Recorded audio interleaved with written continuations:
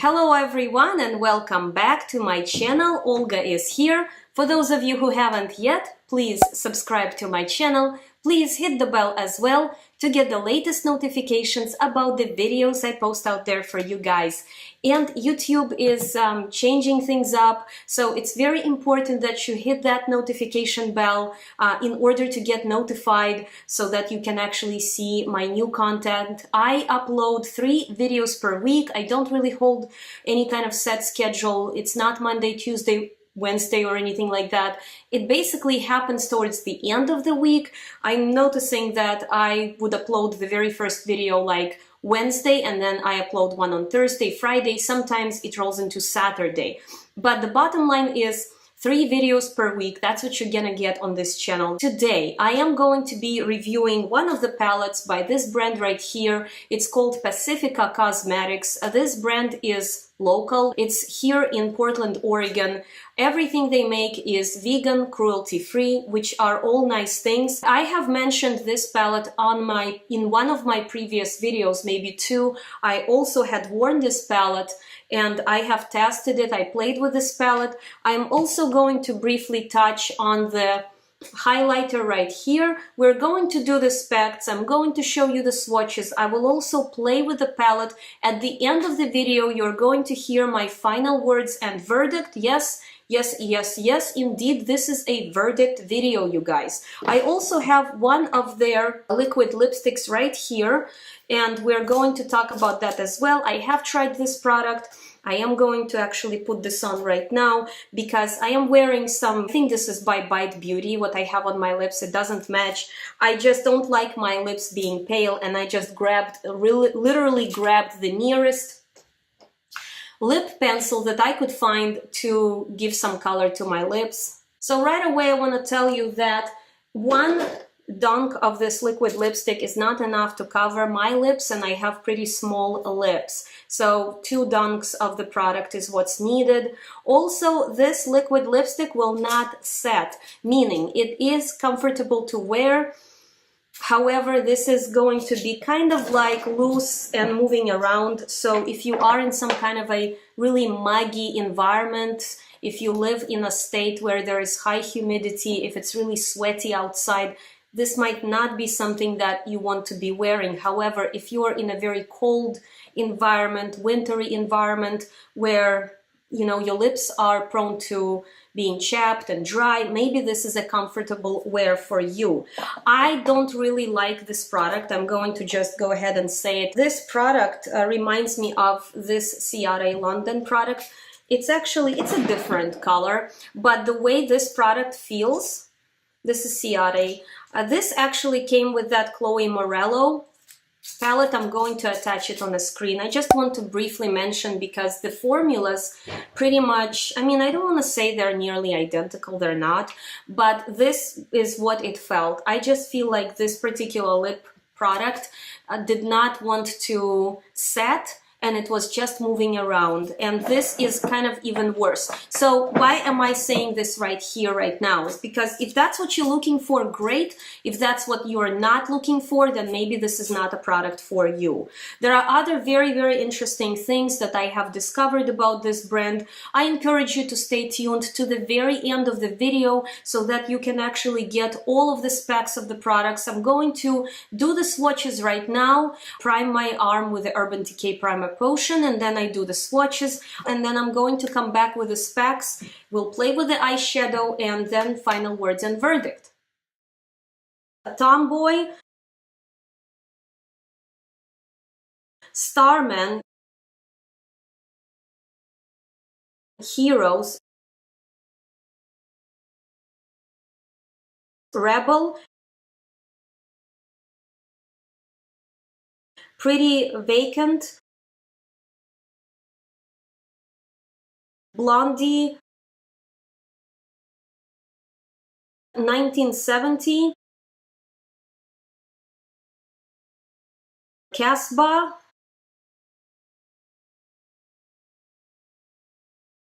Raw Power, School,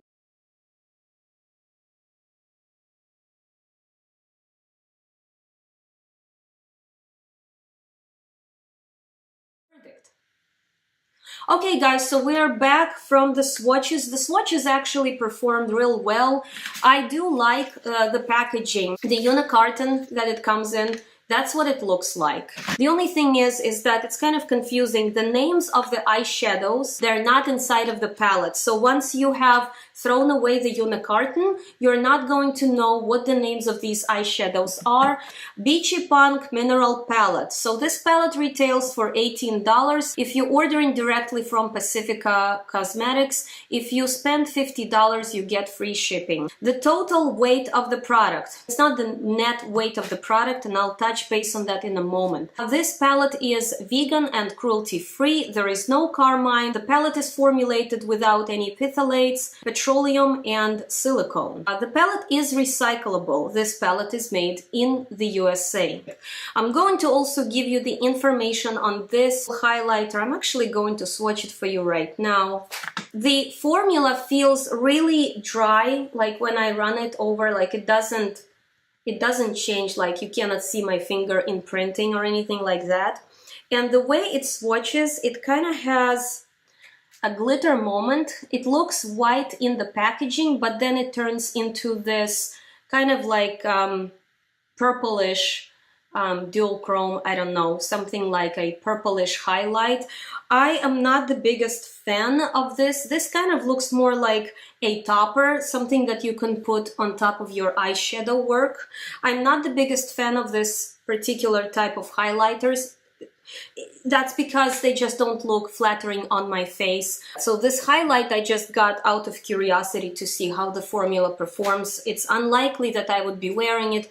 I will probably gift it to a friend. She knows it's gently used by me and she's okay with receiving it from me. So the specs on this particular highlighter: baby mineral highlighter, and it contains total weight of 7.1 grams. And again, it's not a net weight, it's actually the total weight, meaning that it's with the packaging together. And again, I will explain all of that towards the end when we get to the verdict. So do make sure you stay tuned all the way to the end. The really interesting stuff is coming, I promise. I forgot to look up the price, so I'm going to attach the information to the right of me. You will see how much I paid for this highlighter. I had also bought their nail polish, but I haven't tried it yet. So these are pretty much mainly my three products here in front of me. The main star of the evening is the palette, the Beachy Punk, so we're going to be talking about that the majority of the time. So right now I am going to go ahead and start applying some of these eyeshadows, and I'll show you what that looks like. I'm going to go into this pale, almost whitish color right here in the palette, and I'm going to apply this color all over my lid. With the same brush, Wayne Goss number 4, I'm going to go into this ochre color above that pale, and I will attach the names of these colors as well. I get a little bit confused. They are on the back of the packaging and they are not attached anywhere above or below, so I do not want to misspeak on the colors, and so I am not going to say their names right now in the video. Please don't write me for it. I am going to attach all of the information, and I'm basically gliding the color a bit above my crease and creating like a kind of like a arch here. Nothing fancy. I'm just playing with these eyeshadows. I want to see how they apply. The pigment actually is not bad. I mean, I have seen, you know, other, of course, drugstore brands. This captured my attention because this was something new to me. I have not heard of this brand before. I just literally was looking through Target and I stumbled across this brand, and I wanted to check this and see what kind of products they have, and I wanted to test them. I also have searched on YouTube and I haven't seen much in terms of reviews.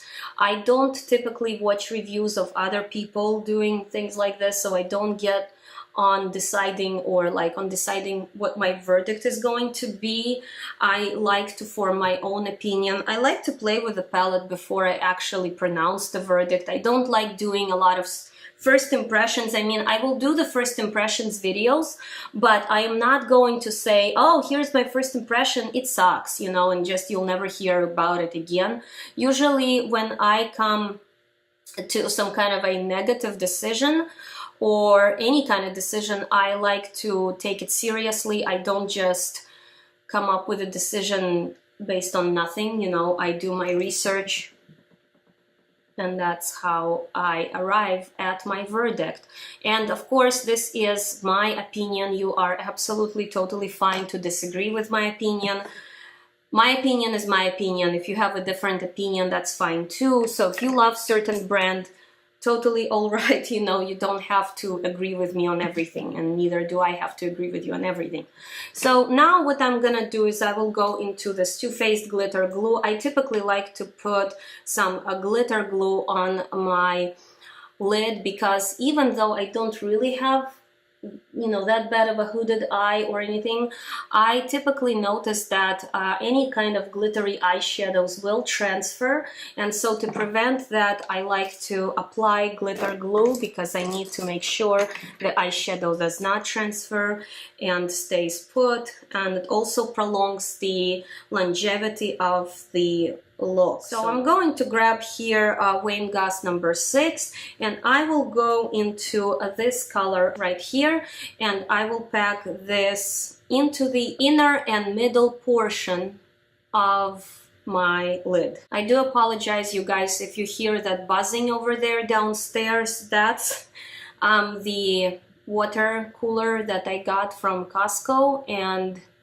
I just got it and I put it downstairs so I can grab a cup of coffee, cup of hot tea, and I don't have to wait for a tea kettle, or I can grab a cup of cold water and basically not have to go all the way to the kitchen, because I do work from home, and sometimes, like, my breaks, they are only, of course, 15 minutes, and I don't want to, like, waste a lot of my break on waiting for my hot water to boil.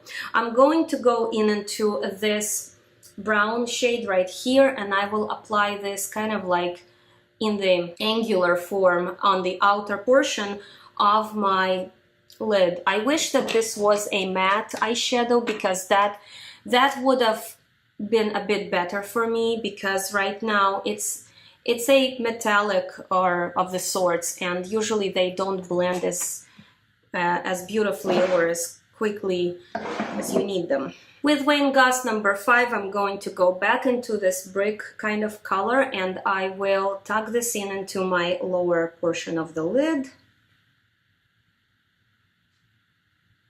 I'm going to grab this Wayne Goss number 8, and I will go into this dark color right here. I mean, I know it's not black or anything, but because I want to test out the pigment, I will use this push eyeliner brush, and I'll kind of push it a little bit into my upper eyelid near the eyelashes, sort of creating like an eyeliner effect. Also, as I'm playing with these eyeshadows, pretty much no fallout. If there is any fallout, it's pretty minimal.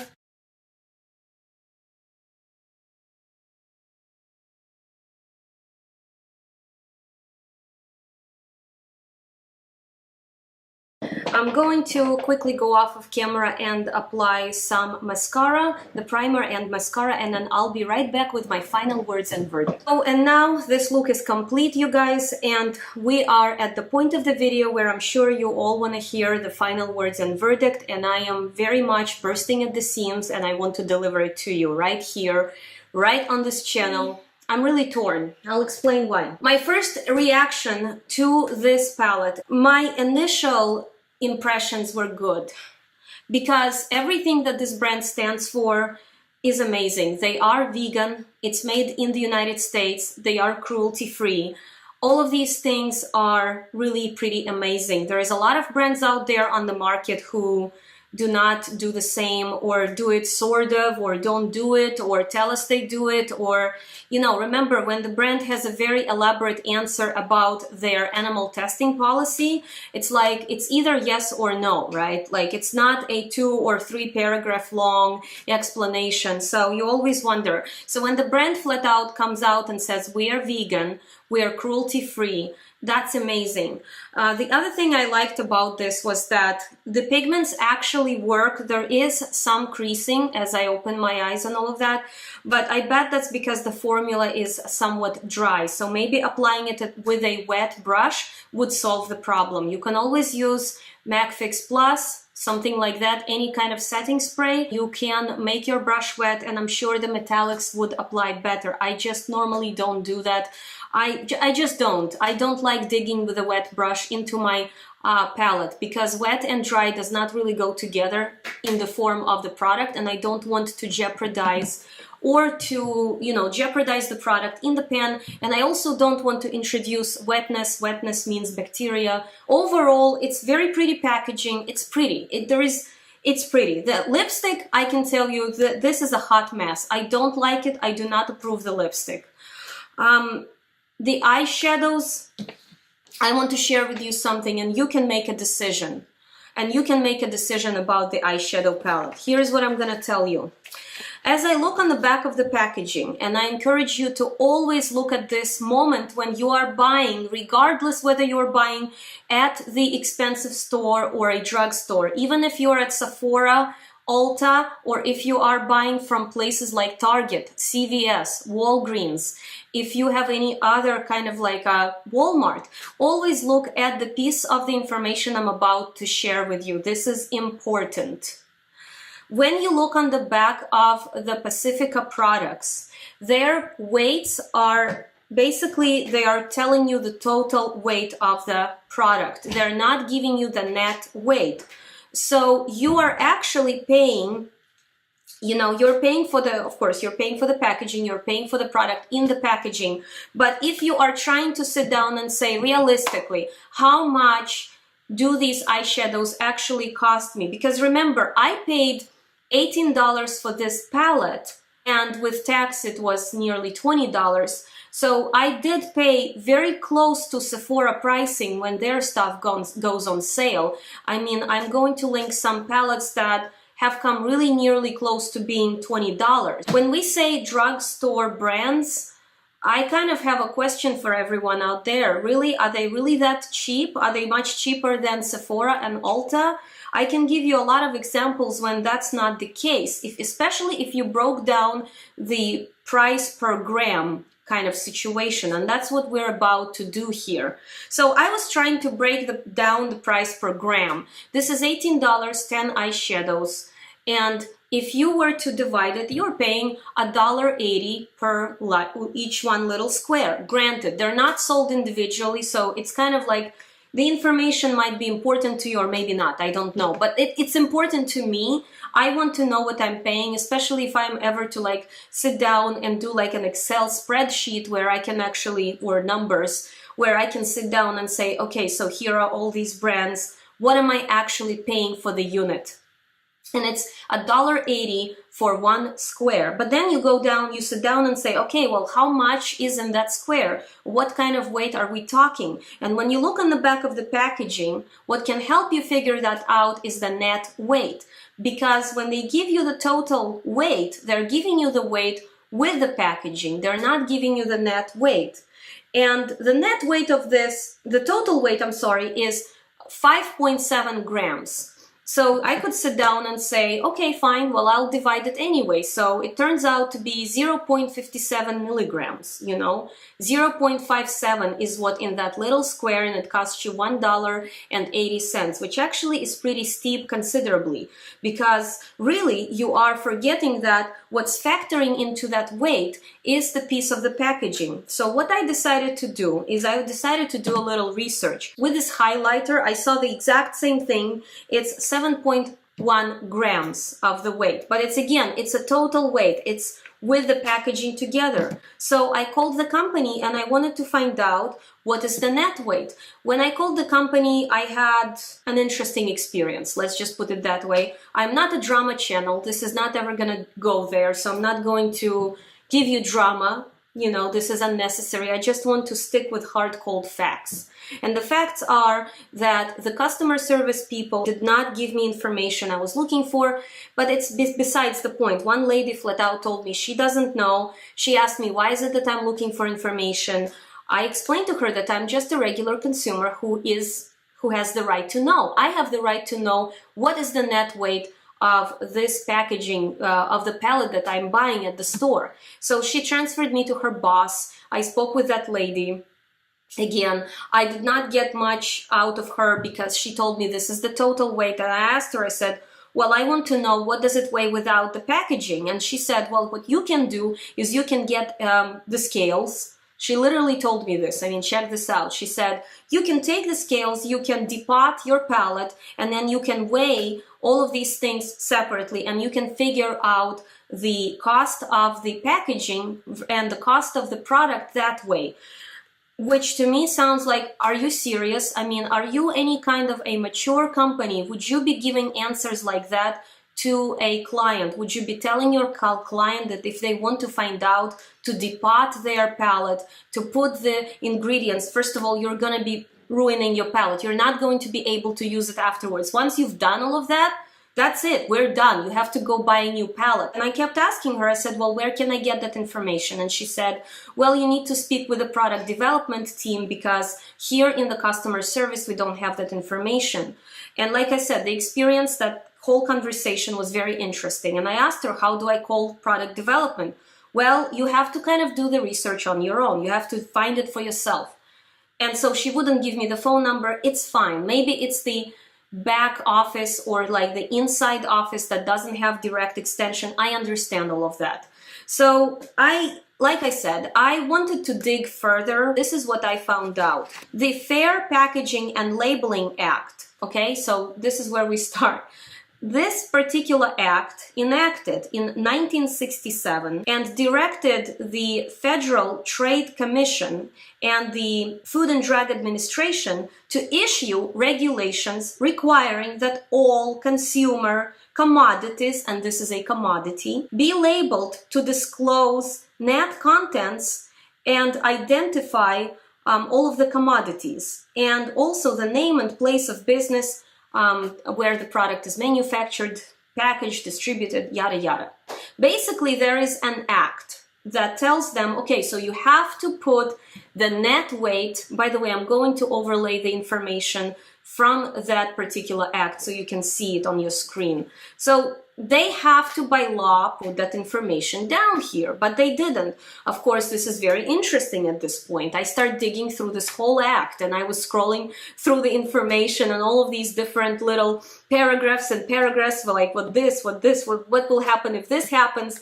And then I find something that I will overlay here so I do not misspeak, because this is very specific information. They said there is an exception. The cosmetics with less than 1/4 ounce, which is the dry ounce, or 1/8 fluid ounce are exempt. So if you are putting less than those amounts into your palette or into your product, you are exempt from putting on the packaging and disclosing to the consumer the net weight. So you can put the total weight, which is within the law. So they're not breaking the law. If anything, they're walking really close. I would say that they're walking on a very thin ice, because they are not breaking the law. They are within the law, it seems to me like, but they are still using the law to their advantage, because they do not want to put on the packaging how little how little the product that they actually put in is there. So in reality, you are paying $18 for very pretty vegan and gluten-free? No, vegan and cruelty-free cardboard. So I feel, as a consumer, I feel offended. I don't even want to pronounce a verdict. I think it's pretty obvious. I went to the store as a consumer. I am looking at the packaging and I see that it has 5.7 grams, right? And I'm like, that's great. And I see that it's a little palette. I mean, there is nothing secret about that. But I still want to know the net weight. So what it tells me is that not only this is a very little palette, the pan size, and I'm pretty sure if I'm to actually depot this palette, they would be literally like non-existent. kind of want to do an experiment and dig in there and actually see how fast I will hit the pan on these, because it seems to me like the majority of this, the weight, is in the packaging itself. And that's what, my friends, I'm upset about. So you can look at it from any angle you want, and they are in the right, they are within that law, but they chose to not put the net weight on the packaging because, oh, the law allows us not to, so we're going to not. And I will give you an example. So to me, this is a sample size. Consider it to be like a sample size which costs you $18, which is not the drugstore pricing. Hello, are we all just forgetting something? It's like we are at Target. Why are you charging me $18 for a tiny little bit? For very cool cardboard, you know? And then I decided to compare. So here I have this chocolate bar from Too Faced. It's not available to buy like this. This was a sample, this was like a sample size type of thing that Sephora did, I think, like a year or two ago. I keep it for references because this is a great reference, and it's small. As you can see, it's only 3 eyeshadows right here, and you have like kind of like a contour eyeshadow type of big moment going on here. So the weight of this little thing is, its net weight 2.7 grams. So really, they are also underneath that stipulation. Technically speaking, they did not have to include the net weight because they did not exceed that bar. Remember, I read it to you. The law says you don't have to, but they gave you the weight anyway. So what it tells me is that maybe together with the packaging, we're going to reach 5 grams. I don't know, I did not weigh it. But basically, Too Faced, a big brand, chose to give you the disclosed information. As a consumer, you know that there is the net weight of 2.7 grams in there, and it's a sample. I kind of want to re-emphasize, this is a sample. This is not a sample, and this is not at Sephora. This is the drugstore brand. And you know, cheers to them that they made it, you know, they are doing well. The brand is in Target. I mean, how cool is that? And like I said, there is goodness in it. There is. However, when as a consumer, I feel cheated, you know. So this is what I'm gonna do. And you let me know in the comments what you think of that. I'm gonna go and do some research. I'm going to get myself small, tiny scales that can actually be sensitive enough to weigh some of this stuff. And I'm going to probably depot this, maybe some other brands. I started looking around, and I have to say, I looked at that peachy palette, the Paradise palette from L'Oreal. The same thing, by the way. I thought that L'Oreal listed their net weight. I was wrong. They actually did not. They listed their total weight. So I'm going to start looking at these things from a slightly different angle in order to get to the bottom of this. Like, and I'm not trying to say that, oh, you know, they are just using the law to their advantage. And I kind of want them to be, you know, speaking, you know, more to a consumer, you know. And yes, I understand that it's vegan and it's cruelty-free, but I do not want to be paying for expensive cardboard. So with all of that said, guys, I'm not going to pronounce the verdict here. I think it's pretty obvious what I think. You can decide for yourself if you like the brand regardless of what I just shared with you. Fine, you can buy it. You are going to enjoy these eyeshadows. They are cute and they are pretty and they work. But if this is important to you, what I shared with you, you at least have a peace of mind when you're going to the store. And you can apply that peace of mind to other brands. I'm not trying to throw this brand under the bus. That was not the point of the video. It was not. I just wanted to point that out to a consumer. Hey, I noticed this. Have you? Or, hey, this is what I would tell my friend or my mother if she was buying. Is like, hey, make sure you pay attention to the net weight. You know, that's all you need to do and see what you're really paying for. You're paying for cardboard or you're paying for the product.